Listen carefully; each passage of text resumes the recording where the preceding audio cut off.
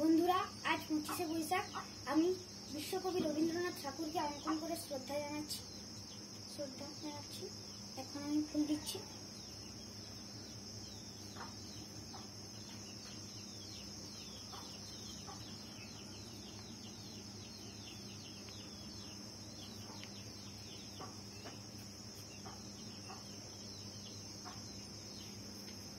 আজ আমি বিশ্বকবির লেখা একটি কবিতা তোমাদেরকে বলে শোনাচ্ছি।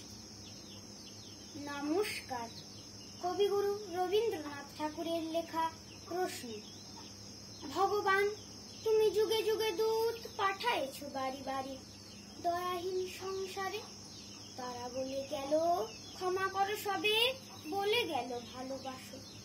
অন্তর হতে বিদ্বেষ বিষ্ণাস, বরণীয় তারা স্মরণীয় তারা, তবুও বাহির দ্বারে। আজি দুর্দিনে ফিরানো তাদের ব্যর্থ নমস্কারে। আমি যে দেখছি গোপন হিংসা কপট রাত্রি ছায়ে হেনেছে নিঃসহায়। আমি যে দেখেছি প্রতিকারহীন শক্তের অপরাধে বিচারের বাণী নীরবে নিভৃতে কাঁদে। আমি যে দেখিনু তরুণ বালক উন্মাদ হয়ে ছুটে, কি যন্ত্রণায় মরেছে পাথরে নিষ্ফল মাথা ফুটে। কণ্ঠ আমার রুদ্ধ আজিকে বাঁশি সঙ্গীত হারা। অমাবস্যার কারা লুপ্ত করেছে আমার ভুবন দুঃস্বপনের তলে। তাই তো তোমার সুধায় অশ্রু জলে, যাহারা তোমার বিষাইছে বায়ু নিভাইছে তবু আলো। তুমি কি তাদের ক্ষমা করিয়াছ? তুমি কি বেঁচেছ ভালো? নমস্কার।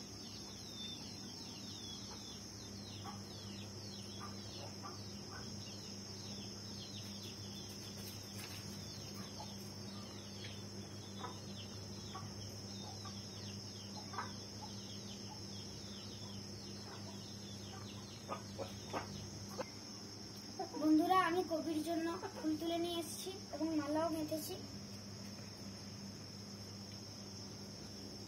বন্ধুরা, বিশ্বকবি রবীন্দ্রনাথ ঠাকুর 1861 সালে জন্মগ্রহণ করেছিলেন আজকের এই দিনে এবং 1941 সালে তিনি পরলোকে গমন করেন। বাবার নাম ছিল মহর্ষি দেবেন্দ্রনাথ ঠাকুর এবং মাতার নাম সারদা দেবী।